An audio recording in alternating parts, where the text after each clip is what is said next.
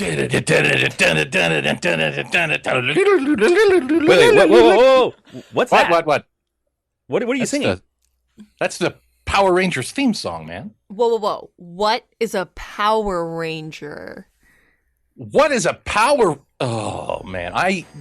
It's a good thing I'm here to teach this geek history lesson.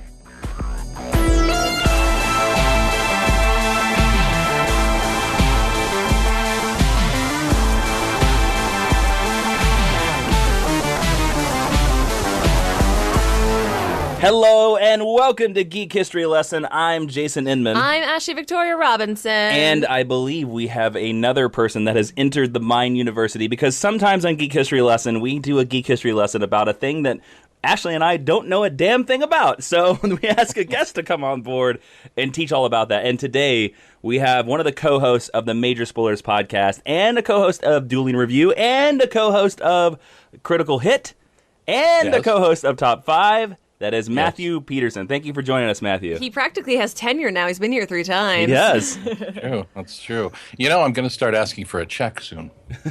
Well, it will one bounce. Just right there next to my name, and that's okay. I'm good with it. Woo! All right, Matthew. Hello. So we brought you on because Power Rangers is getting a brand new comic book, and it's coming out very soon. And we thought you would be the perfect person to teach us all about the Power Rangers. Now, why would you consider yourself an expert on the Power Rangers?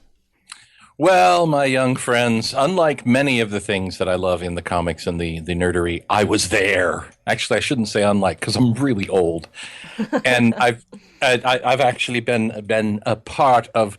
There weren't fandoms in the 1990s in the same way that there are now, but I was a part of this sort of cultural revolution at the beginning. Even though I was 23 and everybody said, "Dude, you're too old," I'm like, "Shut up, just shut up."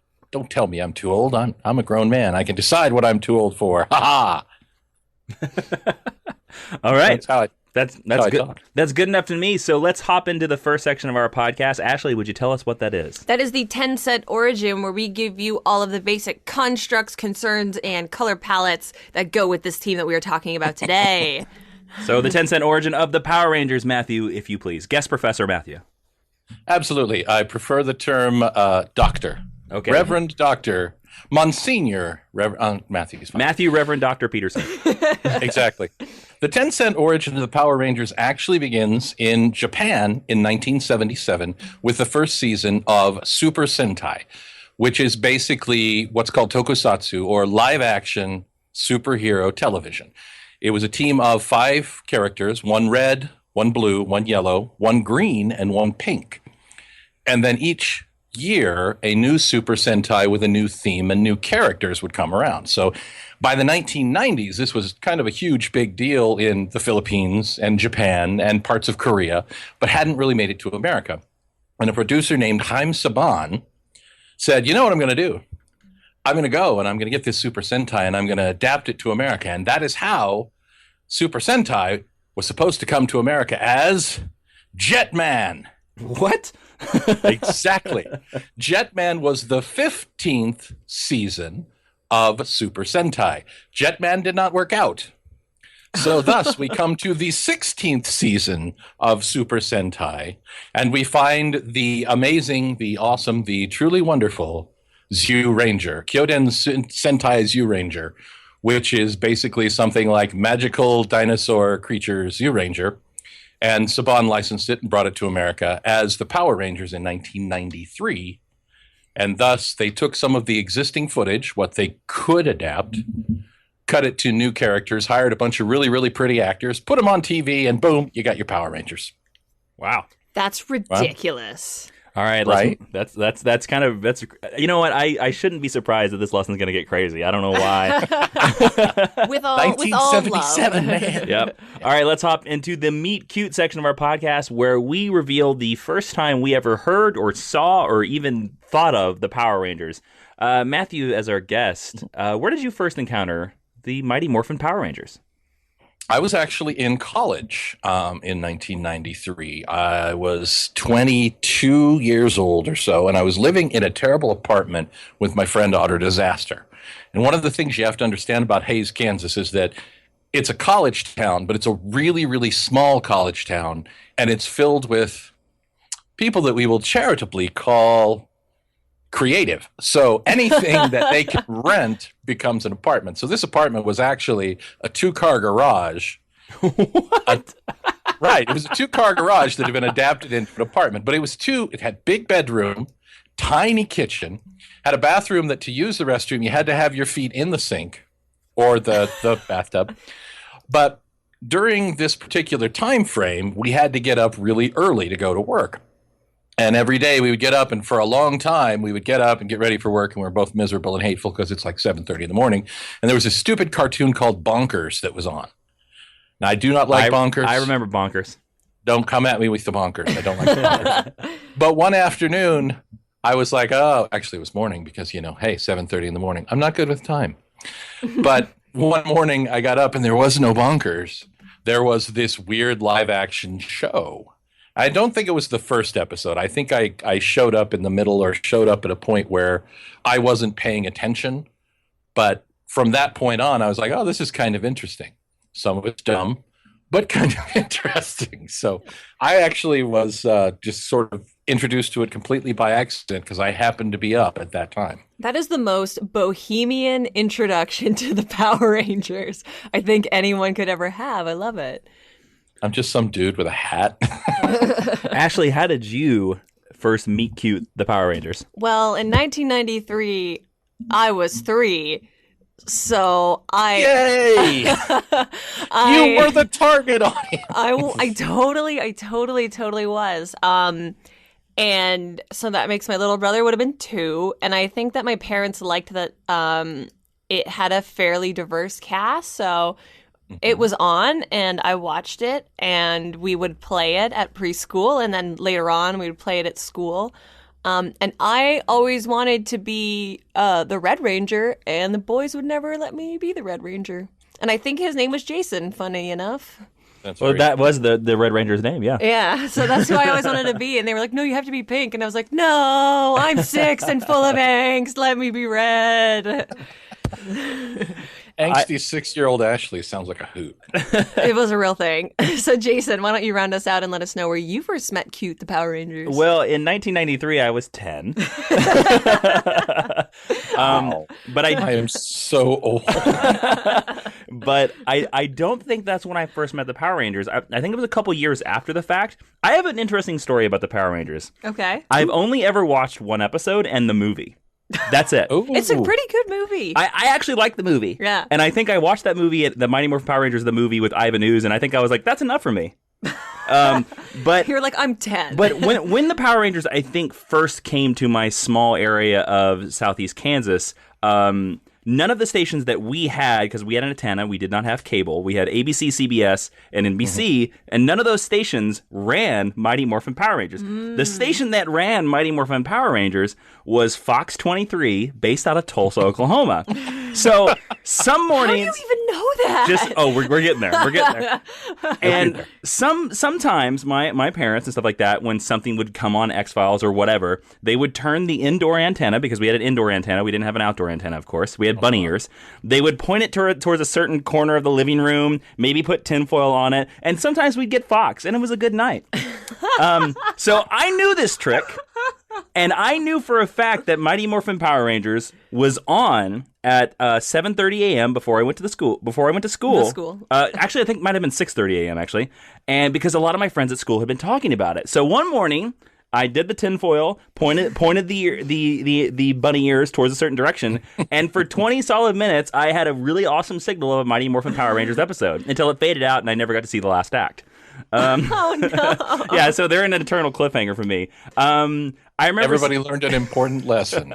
That's how it ended. Yep. And I saw that episode, and I saw the movie, and that's it. But for me, Mighty Morphin Power Rangers means, oh, I wonder which way I can point this antenna. That's what it means. That's so funny. I think these are the best meet cutes ever. It's like the coolest Kansas experience too, because that's how you grow up in Kansas in the 70s and 80s. All right. So, Matthew, let's move on to the main part of our lesson, the History 101, where you are going to guide us through the entire history, because I really need to know how they get out of that cliffhanger. All right. I will be happy to help. First of all, it's important to point out that while the Power Rangers franchise, the show, is still going, Mighty Morphin Power Rangers lasted for basically the first three, or depending on how you count, 3.5 seasons out of the 21 or 22. Again, this gets complicated really fast. Seasons of Power Rangers. So Mighty Morphin Power Rangers begins in 1993.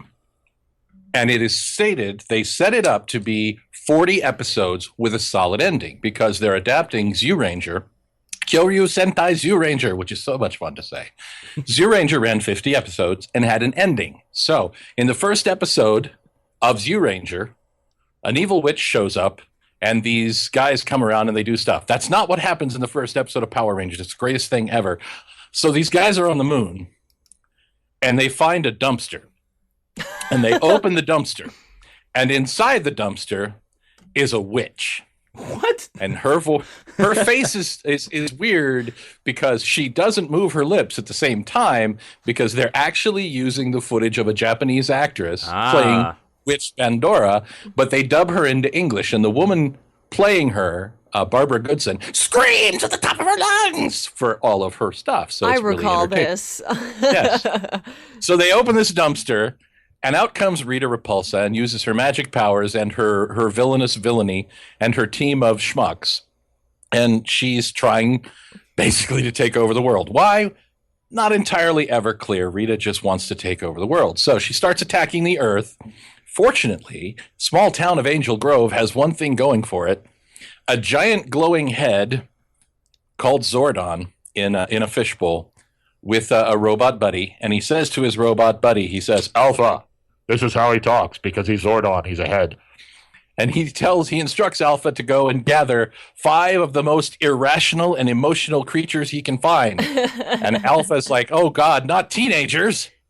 Dun, dun, dun. And so they assemble the 5 kids and they give them the powers. They give each one a coin. Can I ask a real quick question? Sure. Where did you ever get any idea? Because you mentioned Angel Grove. Where is Angel Grove? Do you have any ideas? Is it kind of like Springfield from The Simpsons? It is identified as California. Okay. But it exists in an area of California where there's a jungle, frozen ice peaks, a volcano, and some sort of weird oceanic area that may or may not involve unicorns. I'm going to say that's NorCal. Yeah, probably not. Somewhere around, I'm going to say it's maybe, Lucas. It's Lucas Ranch. It's George Lucas Ranch. Yeah, there you go. But each one of these 5 kids gets their powers and they're color-coded. And, of course, red is the leader because law of chromatic superiority. And the show does pretty well. In episode 17, that's when everything changes. Episode 17, the first part of Green with Evil. You guys know what this is about, right? Oh, is this where a certain colored ranger is going to show up? Right. I don't Green think you're with allowed evil. to say colored. He's green. I'm just teasing. The green people don't a mind. ranger of a certain hue. So the Green Ranger shows up, and the Green Ranger is basically an evil ranger controlled by Rita. And he attacks the Power Rangers and blah, blah, blah, blah, but everybody loves the character. He's my favorite ranger because he has this cool gold shield that he wears, and of course, everybody likes him. Anybody who's into, cute boys likes him because he's a cute boy. He's the best martial artist of the show. Ashley, do you like the Green Ranger? I was partial to the Green Ranger in my time. Okay. Just checking. Just double checking. He's got the cool styling 90s mullet. He definitely does. They have actually said that the origination of that story was 40 episodes and out, but the popularity of the Green Ranger, specifically Jason David Frank, who played the Green Ranger, was so overwhelming that they not only extended the length of that first season to 60 episodes, not only did they say Jason David Frank, who was supposed to go off and star in another show called VR Troopers, pull him back to Power Rangers and keep him on Power Rangers, transfer a kid who was going to join the Power Rangers cast over to VR Troopers. By the way, VR Troopers, tanked. Never heard of it. I have a great VR Trooper story that I will not tell you on the air. Remind me when you stop recording. I think I seen them. I saw them in an ad in a comic book once. Really? Yeah. Yeah. VR Troopers was another Saban adaptation of another Japanese series. But this was so successful, and Jason David Frank was so popular that they brought Green Ranger back, and they brought Green Ranger back, and they brought Green Ranger back. And then they realized something very important. When you're adapting existing footage, You have a limited amount of episodes to work with. And Burai, the knight of the Yamato tribe, who was the Green Ranger in Japan, only appeared in 24 episodes and died. No! Right? Uh-oh. So Uh-oh. he died at the end. You've only got a little bit of footage you can use. So the whole point of creating this show for Haim Saban was, I'm going to make this cool show. It's going to be cheap because I'm adapting all of the action footage and somebody else already shot it. It's brilliant, right? In theory. In theory. This show was so popular, and Jason David Frank in particular was so popular, that Saban actually went back to Toei, the production company in Japan, and contracted them to create more footage of the characters in costume. And by this time, Toei had moved on to their next series. They were already on to Gosei Sentai Dai Ranger, but they were willing to go back. They made 25 episodes worth of new material featuring some important things that Power Rangers had that Super Sentai didn't, like a little romance between the Green and Pink Rangers. Mm-hmm. Like the Blue Ranger, who was a tech wizard in America, was actually the comic relief dork in Japan. So they went to the point and they spent the money to get this new footage, and fans, goons like me, refer to it as ZU2 footage, where they've gone back and they've actually gotten the suit actors to come back and record this stuff again and extend season 1 out to 60 episodes. So half again as long as they thought it was going to be. Now, I mentioned suit actors. I do want to mention 2 important things about suit actors. In Japan, the Yellow Ranger is not just played by a boy. The character's actual name is Boy. Whoa. Right. I have seen that ranger. Yes. That is a girl ranger. If you go Not in back to Japan. Mighty Morphin Power Rangers, yes. And when they contracted that new footage, they used still a male suit actor for that Yellow Ranger. That's awesome. However, yeah, Pink Ranger. You know how Pink Ranger's suit has a skirt? Yes. All of the, well, not all, but most of the female Rangers up to that point in Japan had a skirt. Pink Ranger's suit actor is female. People who tell you different are blowing smoke up your nose. But Pink Ranger's suit actor is female. The Yellow Ranger is not only a male character, actor in the suit. In the original Japanese material, the Yellow Ranger is in fact a guy. Love it. So that's kind of fun. Love it. Right? So they get to the end of season 1 of Power Rangers, and you have your Jason, you have your Billy the Blue Ranger, and your Zach the Black Ranger, and your Trini the Yellow Ranger, and your Kimberly the Pink Ranger, and Cool Tommy the Green Ranger, right? Yeah. So Cool you're coming Tommy. in, Sound like Cool a Tommy. Yeah. You're coming into your season 2. This is a very popular show amongst the kids and the right demographic, and the me. So well, I think it tapped into that thing that, like, by this time I think Teenage Mutant Ninja Turtles was going out of style, the animated series, and I think this tapped into that exact same vein. And it's funny because this is right pre-Pokemon taking off in a big way. Yeah, totally. So it's a very interesting thing that maybe heralded some of the animation stuff that was coming. I agree. I think probably the success of Power Rangers really did lead to people looking to Japan and other markets and bringing in shows and saying, hey, let's turn this into something, because Power Rangers basically started printing money. And that's the point where things get really creepy, because you got your season 2, right? Yeah. And in season 2, your Red Ranger and your Yellow Ranger and your Black Ranger, Zach, Trini, and Jason, their actors realized that they were printing money, but none of that money was getting to the actors. I have long heard that if you are a Power Ranger, you don't make jack.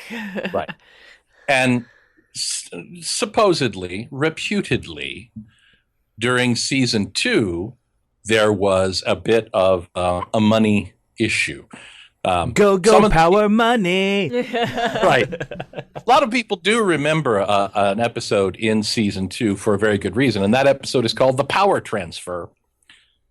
But I'll get to that in just a second. Season 2 actually sidelines Rita Repulsa and brings in a new scary villain. Remember how I said they were willing to spend money on new footage? Mm-hmm. They created a new villain called Lord Zed. Oh, I remember him from the movie. Right. Lord Zed looks like a skinless freak in armor. He's terrifying. Mm-hmm. And they introduced him as terrifying. But again, it came to a point where there was a little bit of blowback because a super, super terrifying kid or a character on this show meant for kids kind of had an effect. You know, when you go from Rita screaming and doing ineffectual things to Satan wearing this mask and kill, smash, destroy, there was some blowback. And because he was so scary at first, they actually brought Rita back. Now, remember, limited footage. The footage of Machiko Soga, the actress who played Rita in Japan, very limited. And also, you can't have her interact with Lord Zed. So these guys are brilliant, by the way. They came up with the idea. Rita found a secret magical beauty cream that she put on her face and turned into a much younger and completely different actress. I remember that. Right. So season 2 all of a sudden goes from Lord Zed being Satan to Lord Zed being a silly guy kind of in love with Rita Repulsa, which is good because things, you know, when you're looking at a 6 to 8 year old audience, you really don't want a guy who basically looks like the devil. He's really, how else are the kids going to learn? About the devil? Yeah. Well, you know what else you can learn in season 2? You can learn about traditional Jewish wedding rites because when Rita and Zed get married, Zed actually wears a yarmulke. And do they break the glass? They do. They have a traditional Jewish wedding. I think that's problematic that the evil guy turns out to be Jewish. No, it's okay because he really, really turns around and he's much less evil and terrible with his new bride who kind of, you know.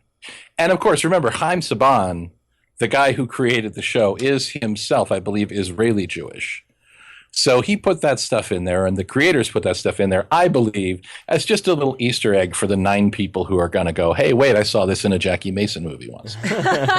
So, Power Rangers fighting guys in rubber suits. You got your Oysterizer, you got your Piglet, you got your Eye Guy. Season 2, episode 20, this is a very important episode again. Because in that episode, Jason and Zach and Trini don't take off their helmets. And they don't take off their helmets for about 8 episodes. Because that seems fishy. Reputedly, there were questions of they wanted more money and were not coming to work. Or were not allowed to come to work. You know, reports vary. But by episode 28... it's clear that something else is going on because Tommy, the former Green Ranger, is given a new power set and a new suit. He becomes the White Ranger. Always heralded as the most badass Ranger. In the actual story of the show, what's the exact reason for why he changed colors and stuff? I never understood that. The Green Ranger was given his power by Rita Repulsa, and that power was basically embodied by a green candle. Okay. As the candle burned down, Tommy's power ran out. His power, unlike the other Rangers, had a finite source. So when the green candle burned down, his Green Ranger powers were gone. Zordon, later in season 2, in the extended footage, or in season 1 rather, in the extended footage, found a way to repower the Dragon Zord power coin, but it only worked temporarily. And finally, eventually, his powers went on the fritz, and he had to give up being Green Ranger. But there was a plan because Alpha and Zordon had secretly created, or found, we find later, another power cone, the Tiger Coin, and given it to Tommy to become the White Ranger. Oh, okay. So he originally had evil powers and now he has good powers. Exactly. Got it. Most importantly, season 2 also brought around new Zords. You remember how I said Super Sentai has new heroes each season? They were adapting footage in season 2 from the next season of Super Sentai. And the Zords are like, I'm sorry to interrupt, are these like famous, are they're like the animal vehicle cars they drive, They're right? like their Gundams, kind of. Yes, okay. Yeah. In the first season, they had they each had a Zord, a giant robot that conveyed their power. So the Tyrannosaurus was a Zord. There was the Tyrannosaurus and the Pterazord and the other Zord. So each one had a giant robot, which we haven't really gotten into yet. My bad. Oh. And the giant robots combined into a bigger giant robot called the Megazord. And those were always real expensive. Those were just a guy in a suit. I know, but like the toys were always super expensive. I do have a Megazord. I also have a Dragon Zord, but that thing cost me like 29 bucks. My little sister, I thought, had the coolest Power Rangers toy ever, and it's not the coolest ever, but like I think it's really cool. She had the Pink Ranger, but it was the action figure where you press their belt buckle and they flip from their normal head to their helmeted head. It just goes like flip flip. Yeah, it just spins. Their torso spins. Yeah, the torso spins. I always thought that was cool. Yeah. Sorry to interrupt. Go back. No, it's okay. I have that Green Ranger over here somewhere on my desk, actually. But when they upgraded to new footage, they used the new robots, the new Zords, but they didn't change the costumes of the main characters. So they had issues where they were using footage of the new giant robots, but not footage of the pilots, the new characters in Japan, the Kaku Rangers, who were ninjas themselves. So they have these bits and pieces where you'll actually see episodes where they're cutting in the new Zords fighting old monsters. So you'll see the Zord attack, and then they'll cut to a completely different shot of the monster getting hit, but never actually show the monster and the giant robot suit in the same shot. Editing! They're trying. Yeah, they're using as much of the footage as they can. So, very important. They pulled those Die Ranger Zords, but not the Die Ranger suits. Listen, Murray, we got to do this fight, and we only got $3 to do it. Exactly. With one exception. The White Ranger costume that we know in America is the 6th Ranger from Die Ranger.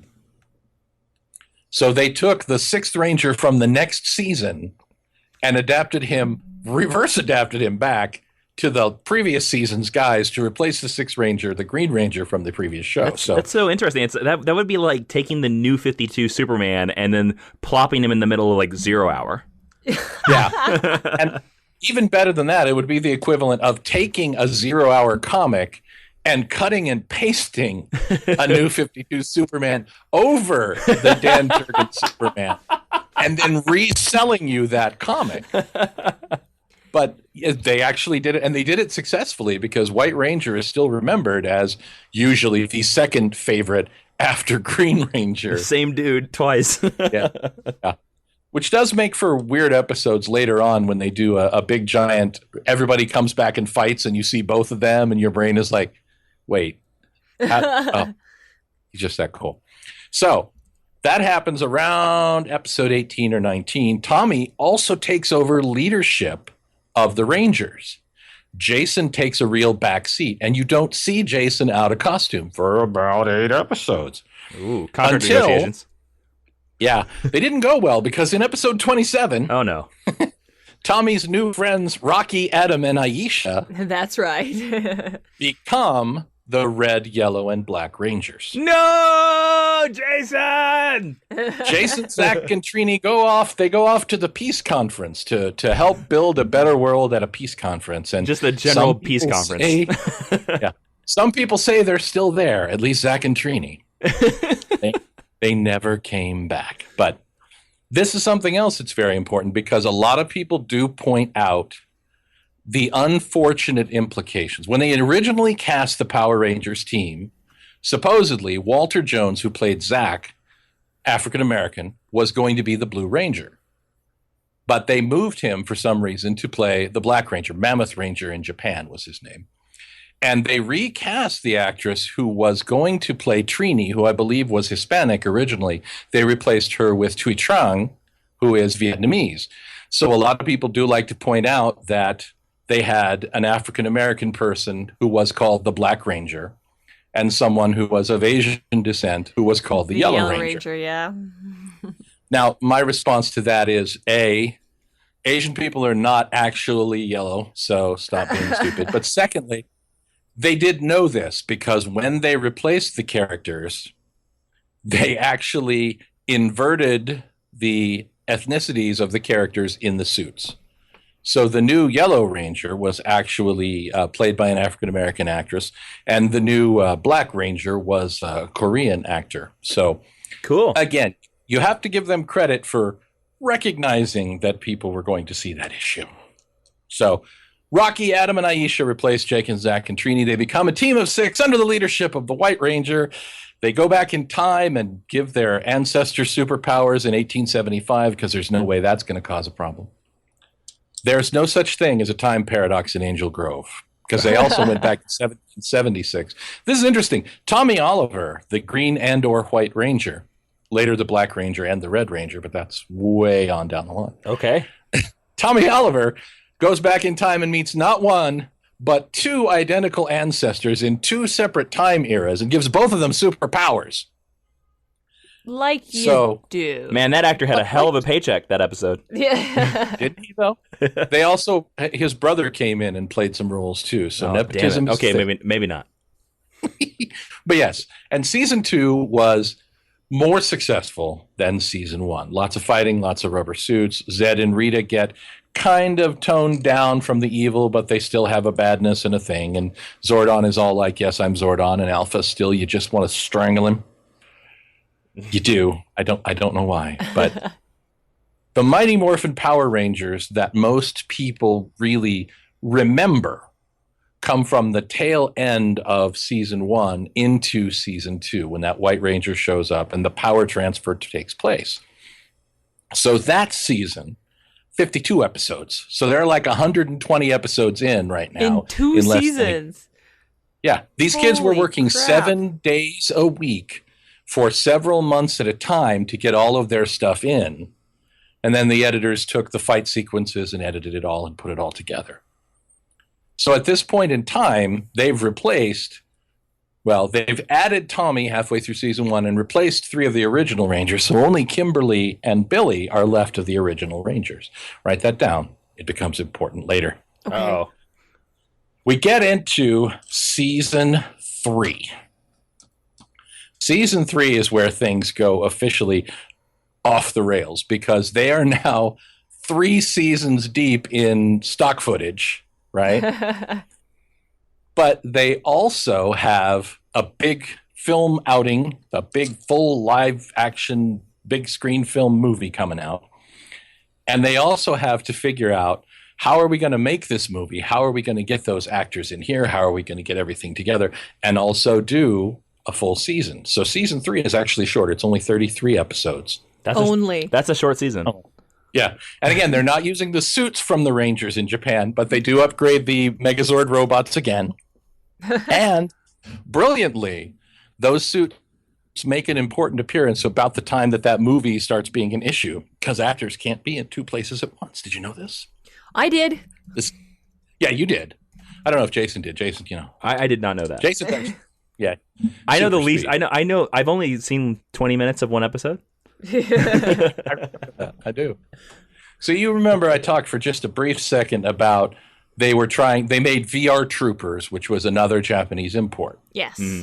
Season 3 starts with a crossover, sort of what they call a backdoor pilot in Hollywood, which sounds really, really sinister, but actually just means they're creating this setup for the new show. And they meet a new superhero called Masked Rider. It was Masked Rider or Masked Rider? Masked. Okay. M-A-S-K-E Rider. Okay. Which was the Japanese Kamen Rider series brought to America, trying to make it work. So the first 3 episodes of season 3 are actually a pilot for Masked Rider. Which Okay. Yeah, that's fine. It happens. You're making money hand over fist. You're firing teenagers because they want more of your money. You're going to try and make more of that money. Masked Rider goes because it doesn't have Jason David Frank, really. That's why. Evidently. Yeah. But that Masked Rider thing also makes an important point in that they're really trying to prove at this point that it's all about the production, the material, the company, and not about these kids. And in season 3, they do see the ratings of the show start to go down. But season 3 brings around something very important. In episode 16 or 17, we meet this new girl, and her name is Cat. And she can turn into a cat. No way. No, it's true. No way. Much as Rita sent Tommy in to try and become an evil traitor to the Power Rangers, she sends in Cat to become an evil traitor to the Power Rangers. And it doesn't work this time either. But Kimberly, the wonderful, pretty Pink Ranger, is having her thing and doing her thing. She's a gymnast, right? And she gets an invitation to go to the Pan Global Gymnastics Competition, which is just down the road from the Peace Conference. So in the season mythical 3, Peace Conference. right, we're fighting guys in rubber suits. Rita Repulsa has a little brother named Rita Revolto, and Kimberly leaves the Power Ranger and hands off her coin to Cat. And Cat takes over as the new Pink Ranger. The bad girl? Yeah. All right. Well, she's no longer evil. She's good now. Oh, I see. They replicated Tommy's arc in season 1 that bad turns good and maybe everybody will love her too and turn her into the new Pink Ranger.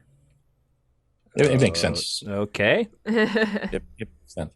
So at this point, they have now replaced everybody except for Billy the Blue Ranger. Season 3, fighty. And then this movie comes out. Now, here's the first thing you need to know about the movie. It's awful, the end. Okay, now. Jason loves the movie. Wasn't it very successful? It's not awful when you're, a kid. Yeah, but it's awful. I mean, there are a couple of things about the movie that are important. First of all, the movie is the origin of their new ninja powers. Okay. It does introduce the metallic suits with the gimmicks, like the Iron Man suits. Mm-hmm. I love those. Those are kind of neat. At one point, we see the Yellow Ranger using headlights. So it shows that the eyes on her suit are actually big, giant, powerful headlamps, which explains why there's big anime eyes on the top of her suit. So I'm fine with that. But the movie did not do as well as they hoped. It did. I mean, it sold tickets and people went to see it. But they actually did the events of that movie during season 3, making it an alternate reality. Oh, so the movie doesn't fit into the continuity of the show. No, the movie is actually, it has to be a separate thing because in that movie they go off and Tanea, or whatever her name is, the half-naked girl, helps them to find the hidden ninja powers. If you actually watch the show, there's a 4-episode arc where they go off and they meet Ninja Man. Oh, Ninjor, forgive me. Ninja Man is his Japanese. So much better. They're both stupid names. Let's not argue. And they find the ninja powers. So it's a separate. It's the Earth 2 Power Rangers, really. And then your movie made a lot of money, but of course it also tied up your main actor. So for about 10 episodes in season 3, all of the Power Rangers are turned into little kids. What? And thus they're able to be played by different actors. Oh, Lord. Oh, no, it gets better. You remember how I said they didn't use the suits from the ninja season of Super Sentai for the Power Rangers? Yeah. That's because they were the Alien Rangers of Aquitar. What? So for 10 episodes, the Power Rangers, the 6 Power Rangers were children, like 8 and 9-year-old children, trying to regain their powers, while the Alien Rangers of Aquitar served the dual role of putting in action and using up as much of the Super Sentai footage as they could. Because, first of all, the 5 Kaku Rangers who became the Alien Rangers didn't match the build or the lineup of the team. It was 4 men and a woman. And that woman was clearly neither Trini, or rather Kat, nor Aisha. And, of course, you had all sorts of little issues. So they just brought in new people. And for about 10 episodes, some people consider it a separate season. I don't, because, frankly, this is complicated enough. Well, I think I finally think I know how our listeners feel for anybody who listens to our podcast and they don't read comic books and they hear our 15th or 22nd explanation of Crisis on Infinite Earths. I now know their pain. I can definitely see that. So for a while, the Power Rangers are sidelined and replaced by the Alien Rangers of Aquitar. And so the Alien Rangers of Aquitar use up all the Kaku Ranger footage. And eventually, the kids who played the Rangers get to age back up, except for one. So Aisha, who left the team and was helping sick animals in Africa, says, "Oh no, Sarah McLachlan told me that I have to stay here and save sick animals in Africa." So she hands off her power to another girl whom we've never met, who comes back to Angel Grove, and she's like, "Hi, I'm your new Yellow Ranger." They sure do like to put their retired rangers on socially responsible quests. Don't they? This is important. The Power Rangers debut in 1993 with 5 heroes. By the end of the Mighty Morphin era, there are either 10 or 11 Rangers total, because everybody gets replaced. Well, the Yellow Ranger it sounds like too many of them go to this peace conference, and this peace conference is some weird black hole that keeps eating them alive. Only one man ever came back from the peace conference. The greatest hero of all? Well, I don't know about that, but the first. Jason does return from the peace conference. Yay! That actor needed But to pay his not- rent. Not during the Mighty Morphin era. Crap. Well, that actor really needed to pay his rent. That Jason actually makes 2 return stints. Season 4 is the first episode, or the first season, where Saban officially says, "Okay, this is enough of a franchise and it's strong enough that I'm not going to fight it anymore." And so they upgrade the powers and they became Power Rangers Zeo. I remember that. Mm-hmm, I remember that too. Yeah. At the end of these episodes, basically the end of season 3, episode 33, or 40 something, I don't know. At the end of season 3, the Power Rangers stand and their command center is destroyed and Zordon is missing and their power coins are gone. They have no superpowers. They're just a bunch of kids. And also Tanya is here and she's brand new and they don't even know her. And Tommy says, "Is this truly the end of the Power Rangers?" Right into the camera. Does he say it right to the camera? No. Oh. No, I think he says it to his friends and then looks at the camera with a little eyebrow raise. 20 years later, I can tell you the answer is no. But it does end the Mighty Morphin Power Rangers era, because each successive season, rather, they now change. Season 4, Power Rangers Zeo, does bring back Jason as the 6th Ranger, the Gold Ranger.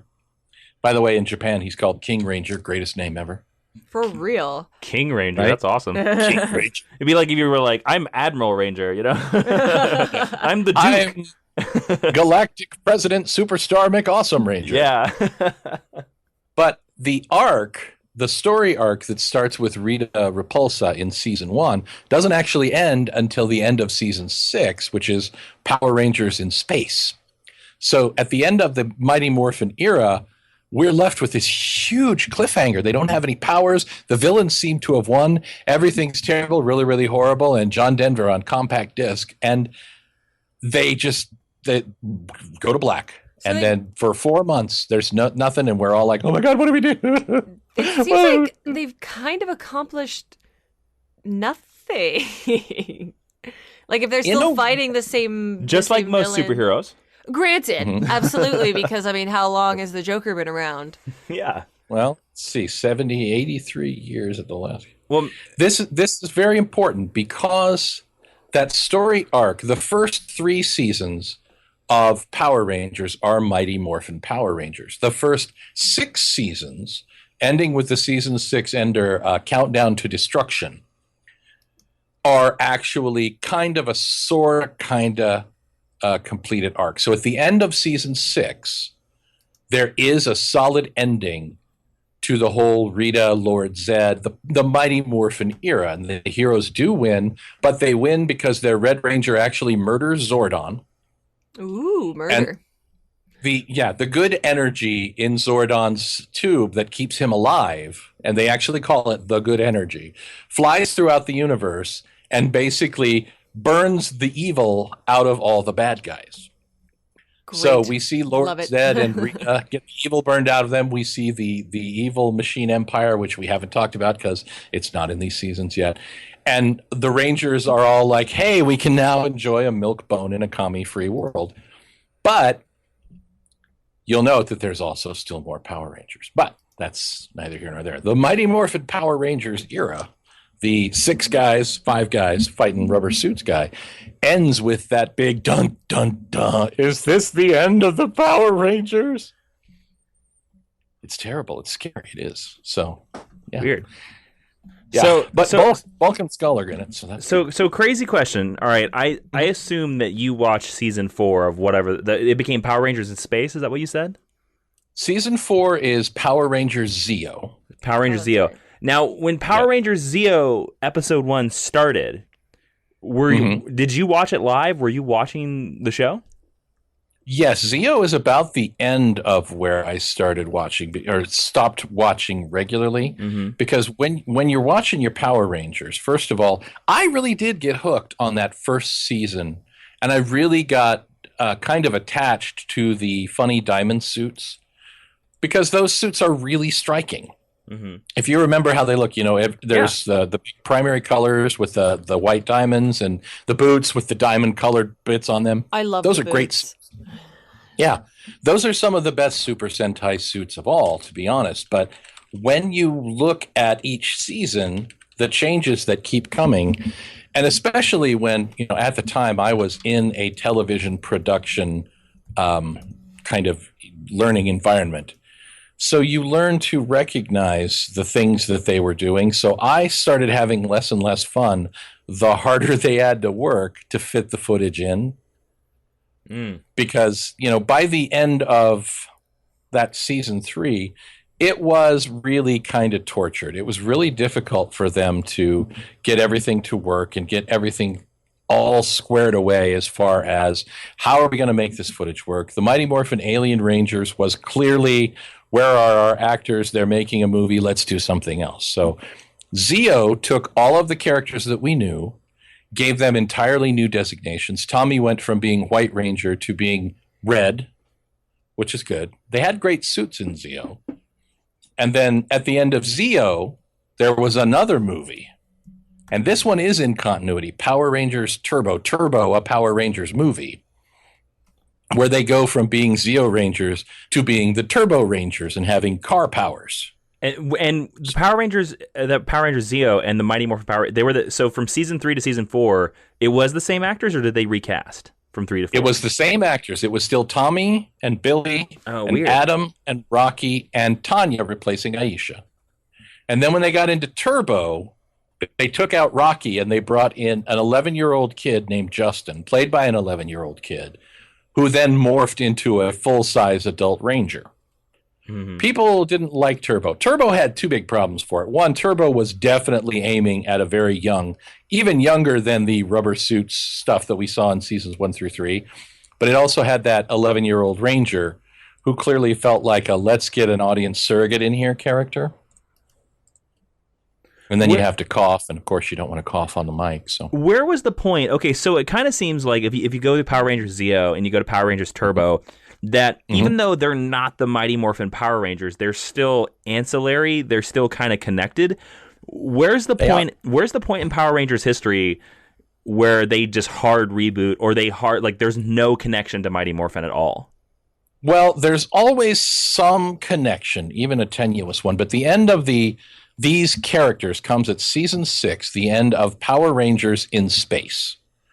And by Power Rangers in Space, Tommy has left, but he handed off his powers specifically to the new Red Ranger, TJ. And at the end of Power Rangers in Space, we get our last appearance of Alpha and Zordon, because, again, that's the point where they kill Zordon and they clear everything. So season 7, Power Rangers Lost Galaxy, features Skull, but it doesn't feature much in terms of other kind of transitional things. So it's a transitional season. I did not care for Lost Galaxy. Okay. I didn't watch all of Lost Galaxy, but it's basically the end of season 6 is where they stop tying everything back into the Mighty Morphin era, and really they kind of embrace an every season is its own thing. So then you have Lightspeed Rescue, and then after Lightspeed Rescue you have Time Force, and you get to the point where it's like, okay, each season kind of takes place in its own universe. They even stop using Angel Grove. They replace it with a small town called Turtle Cove, which I think is actually in Oregon. But, since we're here, Wild Force actually features, it's the 10th anniversary season, it features an episode called Forever Red, where they bring back 10 Red Rangers, And these 10 Red Rangers, from Mighty Morphin Ranger to Wild Force Ranger, go on a Red Ranger only adventure where they're like, no, all you stinky Blue Rangers can't come. And they go on a Red Ranger only adventure where the actual actors come back. And the 10 Red Rangers go off and they have an adventure that ties back all the way back to the end of season 2 of Power Rangers. So, I mean, it is complicated because when they're making the episodes, they don't always agree on whether or not something is connected or not until it's out there. And then sometimes even the fans will go, I wonder if this is connected. There's a fan theory that Kimberly, the pretty pink ranger, the first one, actually married Skull. What? That's a fan theory. And there's actually a writer, an official writer on the series, who stands by his theory that Kimberly married Skull. All right. So it gets complicated. And of course, if you watch Turbo, the Power Rangers movie, Jason and Kimberly come back and appear, but they're not Power Rangers anymore. So it really is one of those things where it's hard to say when the Earth 1 Batman stops and the Earth 2 Batman begins. Well, wait, scratch that, Rippers. Yeah. Well, it kind of sounds like we got the you sort of got us the end of the Mighty Morphin Power Rangers. I have one final question for you. I've seen some videos on YouTube before. I don't know if you know there are videos on YouTube. There are. Yeah. One time, what is this YouTube? It's this amazing thing where people just share cat videos. So nice. on this YouTube, I saw a clip once that literally had hundreds of Power Rangers fighting hundreds of other Power Rangers. Now, and someone explained this to me, that there sort of is a Crisis on Infinite Earths for the entire Power Rangers franchise. So that involves the Mighty Morphin Power Rangers. Do you know what the hell I'm talking about? I do. It actually happens in American continuity too. In 2011, in Japan, the 35th anniversary series, Gokaiger, and I can't remember their full. It's Kaizoku Sentai Gokaiger. I had to say it. Yeah. They actually had a big crossover movie called Super Sentai 199 Heroes Great Battle. Wow. And what it is literally the most beautiful. I mean, I cried tears of joy the first time I saw this, in that at that point in time, there were 199 Super Sentai Rangers. So what they did was they brought them all back. They hired everybody who could kick well and fit in the suit. And they brought back all 199 of the Rangers. And they actually brought some of the actors back, including the very first Red Ranger from 1977 appears out of costume in this movie as himself. And he's like 60 years old now, but he's still... And the 199 Heroes Great Battle basically is the worst thing, the worst villainy that has ever happened in the Super Sentai universe. So terrible that all the Rangers come together to fight. Okay. And it's an important part of season 35. Does Skull become the Anti-Monitor? Well, when they adapt it into the American, first of all, Gokaiger becomes Power Rangers Super Megaforce, which... I'm not saying they took ground round and turned it into a burger. I'm saying, yeah, I am saying that. But Super Megaforce does, in fact, adapt that giant battle into the Power Rangers. I think they called it I don't know if they called it the Great Battle. They called it something. Oh, the Legendary Epic Battle. And so in the Legendary Epic Battle, now remember, Super Sentai was around for 15 years before Power Rangers began adapting it. So that right there is 15 times 5 plus 3, a bunch of guys off the table. There are still about 80 or 90 Power Rangers. So the Legendary Battle brings back everybody. It brings back a 42-year-old Tommy as the Green Ranger to lead an army of every single Power Ranger, and thanks to the magic of adapted footage, a few Super Sentai Rangers who never appeared in America still show up in the fight sequences, and it's really great if you're a nerd to go, oh, look, that's Dinah Black. But yes, they have the giant fight, and they've come because the evil Emperor Mavro and his giant fleet from space Yes. are coming to destroy the Earth. And all of the Rangers come together and they fight. And some of the old guys are there and they take off their helmets and they're like, hello, we are the actors they could afford. Let's all go be Power Rangers together. Because there's a time in Power Rangers history where Saban actually sold the franchise to the Walt Disney Corporation. Really? And yes, and Saban Rangers and Saban creators are sometimes treated differently than Disney Rangers and Disney creators. So there are a few seasons that they don't necessarily reference the same way. Also, while we're on the subject, Tommy, the original Green Ranger who became the White Ranger, actually came back for Power Rangers Dino Thunder. And he came back, this is I think season 15 or 12, but he came back as a mentor and then eventually became the Dino Thunder Black Ranger, giving Tommy his 4th Ranger color, for a record in America, by the way, of 4 Ranger colors: green, white, red, and black. And of course he becomes, you remember Tommy, Tommy's kind of a musclehead. Tommy's a guy who hangs out in the gym and he goes, I'm very angry when he's upset. Yep. he grows up to become, and I am not making this up, so stay with me, a doctor of... He becomes a doctor of what? Paleontology. Okay. Yeah. Which is the study of paleons. and it becomes this well-respected figure in the worlds of paleontology, because like Ross Geller. dinosaurs. Aha. Right. There you go. And they call him Dr. O. And there's a later episode where one of his students teams up with one of his old teammates. And the guy's like, I can't believe he's a doctor. I believe it. So, yes, Power Rangers is an incredibly incestuous franchise in a lot of ways. Well, so are comic books, so there's nothing wrong with that. That's true. There's actually a couple of seasons where you see 2 characters who are kind of the Bulk and Skull types. They recur 2 seasons in a row.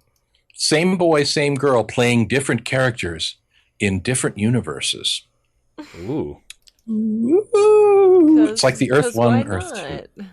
All right, man. That was a pretty intensive and I'd say almost cosmic history. It was mind-blowing. Of the Mighty Morphin Power Rangers. Let's move into the next section, which I think has to do with reading and stuff, or possibly viewing. Ashley, what's that? Recommended reading / this time around, probably recommended viewing. Yes. So, Matthew, if somebody wanted to get into the Mighty Morphin Power Rangers, what do they need to watch / read? What do they need to watch? Yeah. What do you recommend? To really...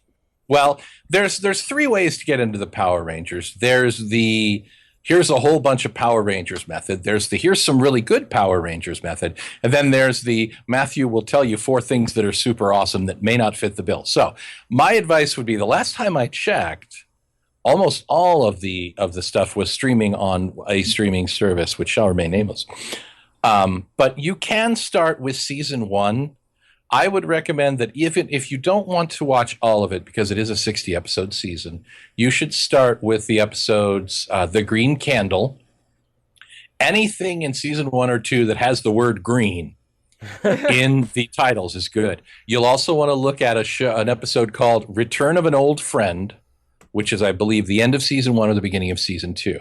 When you get into season 2, anything after, I think it's called... something in white.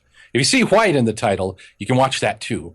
And then watch all of season 3, because season 3 is good. So you also do have the option of sitting down and just watching yourself all the Rangers in the world that you can find. I don't recommend this. It will turn your brain to mush, but you'll know what I'm talking about. All right. And of course, the third Matthew option is you do have the option of watching 4 things. First, you ready? Yeah. There's an episode from Power Rangers Wild Force called Forever Red. Watch that. There's the entirety of Kaizoku Sentai Go Kaiger. Go ahead and watch that. It's brilliant. It's got that 199 Heroes battle. You can go and you can watch the Power Rangers movie that Jason loves, because it does give you everything you need to know and get you into the characters. And it has Apocalypse in it. Exactly. Apocalypse in his purple face. Yep. And sadly, no Psylocke.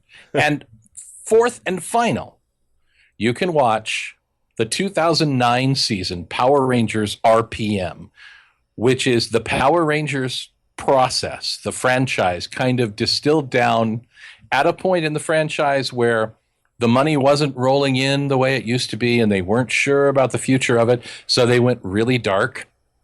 Power Rangers RPM is, and I'm not kidding you, in the good ways and the bad ways, it is the Dark Knight Returns of the Power Rangers franchise. Say what? That's a great It takes pitch place line. on a... The world is devastated because the evil villain already took over at the beginning of the show. And there are evil turncoat cyborgs everywhere. You can't tell who's a machine or not. The last bastion of civilization is the domed city of Corinth, or as my daughter calls it, the dumb city of corn. And the Power Rangers operate out of Corinth trying to take down the evil artificial intelligence, who is always a step ahead. Literally always a step ahead. And it's really weird and it's really dark. And all of the actors are really charming. And the main villain is Tanaya Seven, who is played by the Queen from Rain, if you've seen Rain on the CW or wherever that is. Mm-hmm. Oh, she was on Teen Wolf as well. Yeah, she's a really, really, what's the word I'm looking for? Entertainingly scene-chewing actress. She's kind of like a female version of Wentworth Miller in this season, if you've seen Wentworth Miller's work on Flash. Yeah. But she is also an extremely beautiful and fit young lady in tights. So there's a point where she'll be wandering around and having her fight sequence, and then they'll send in her stunt double, and you'll be like, "Oh, the stunt double doesn't have nearly as nice a behind." But it is a very, very solid series, and it's great because everybody in it is either Australian or from New Zealand. And the characters are doing either American or, in one instance, Scottish accents while fighting the battle to not show that they're from Australia and New Zealand. And it is such a wonderful thing, if you listen to accents and voices, to just hear this lovely boy from New Zealand being Scottish and trying so hard and only failing a little bit here and there. But God, when he does, you laugh. You want to buy him a beer. It's truly beautiful. And it has one of the best lines in Power Rangers history, where the villain is fighting them. She's like, red's the leader, green's the clown, and yellow's the girl. What are you? And he throws his sword and he goes, I'm Scottish! That's a Capaldi line. Right? It's a beautiful moment. So that's a good place to get into. Not necessarily Mighty Morphin Power Rangers, but definitely get into Power. I think it definitely counts. And it's just like comic books. Sometimes the original arc is not the best place. Like Action Comics number one is probably not the best place to start reading Superman. It is the best place to start reading Zatara, however. Which there you is go. Probably telling about Zatara. All right, so let's move on into the next section of our podcast, the discussion. Now, Matthew, you said at the very beginning, before we started the recording, that there was a slight discussion that we could have, and do you want to bring that up? Do you want to talk about it, or is it too close to your heart? Which discussion was that? That was like an hour and a half. I don't know. Ago. Is there any topics or discussion points that you think could be valid for a Power Rangers podcast? I think that it is important to remember when you're tearing something like this down from a modern perspective, you can't be too hard on them for their missteps. You can't necessarily say, for instance, oh, well, they cast a Vietnamese actress as a character called Yellow Ranger. And that, yes, I admit that is definitely tone deaf, and that's something that needed to be addressed. I think they addressed it, but something that is very important. Did you know that in Japan, all of the Yellow Rangers are Asian? That works. Every last one of them, the 34 of them. Well, the Red Ranger is too, right? Yeah, and the greens and the blues. Although there is one in Kyoryuger, which is season 38, who is played by a lovely man who, no relation, but I believe his name is Robert Peterson. Now, the reason I say no relation is he looks like relation. He's a stocky man of roughly my build with long hair and a beard, but he lives in Japan and grew up in Japan and speaks fluent Japanese. But he is clearly this European dude, and he's playing basically Sean Connery's character from Highlander as a Power Ranger who's also a ghost. I wonder if that could be your shtick. Like, if you move to a foreign country, you could just be like, I'm that American person in everything. Yes. I'm a Power Ranger who's also a ghost. I think I'd be great for other countries, for Americans, because I'm really loud and occasionally abusive and kind of fat. And I think that's the way a lot of countries see, America. Sorry, that was rude and political. I've heard, However, I've heard Ashley's not Sweden is arguing. a great place to move to. Ooh. I don't know if I could speak Swedish. You just gotta talk like Kermit the Frog. You'd be fine. I'm sorry to all our Swedish I am a Power Ranger. listeners. I would slide into Wally Walrus and to tell that woodpecker to get out of my house. All you do is eat and eat. I would watch you Yes. play a Power Ranger with that accent. It would be. And I think that is a perfect place to put this capper on this Mighty Morphin Power Rangers Geek History I'd lesson. be the Plaid Ranger. That's who I'd be. That'd be good. Or the Hipster I'm Ranger. Scottish. Matthew, thank you so much for doing an awesome job on Mighty Morphin Power Rangers for all our students. This is definitely a lesson that Ashley and I both knew that we would not be able to tackle with any expertise. With any grace. So That's why old dudes like me exist. There you go. Matthew, where can anybody find you if they want to follow you on any of the social medias or find more of your crazy opinions about Power Rangers yelling that they're Scottish? Well, you can always find me on the Twitter at Mighty King Cobra, all one word, although you can capitalize if you want. Of course, many of my opinions and my roles of D&D and the things that I say and think and do show up at Major Spoilers, www.majorspoilers.com. Click on all the ads, listen to all the things, and I don't know, maybe buy something through the Amazon link. Have some fun with it. It's a great site where you can push a lot of buttons, and we really, really like having people listen and come and yell at us, and, well, not yell at us, but yell with us about the awesome things in the world. And if you follow me right now on Twitter for the next 160-odd weekdays, you will actually be able to see my daily ranger explaining the history of an individual Japanese ranger until I run out. What? That's actually pretty cool. That is cool. I didn't know you were doing that. Every day at 8 a.m. Go check my Twitter. Click on all the links. I want all of our Geek History Lesson students to go find Matthew on Twitter and tell him what an amazing and awesome job he did with such a crazy lesson, and tell him that Geek History Lesson sent you. And don't forget that you can find Geek History Lesson on iTunes, Stitcher, and SoundCloud at soundcloud.com/Geek History Lesson. You can also find it on Major Spoilers, where Matthew's there all the time too.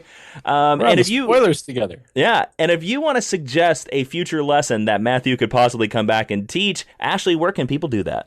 They can do that at geekhistorylesson.com or facebook.com/geekhistorylesson. You can find me on Twitter and complain at me at Jawiin, Jawiin, and that's where all my YouTube videos live as well. And you can complain at Ashley V. Robinson. You can't complain at me, I'll delete Twitter. you. Ashley will just straight up mute you. Okay, She had me muted for like a month. Oh, that explains why there were all those replies. That's a lie. All I said was that Gary Lester wasn't actually all that pretty. that is incorrect.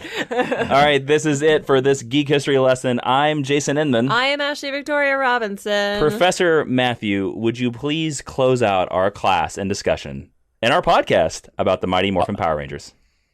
May the power protect you.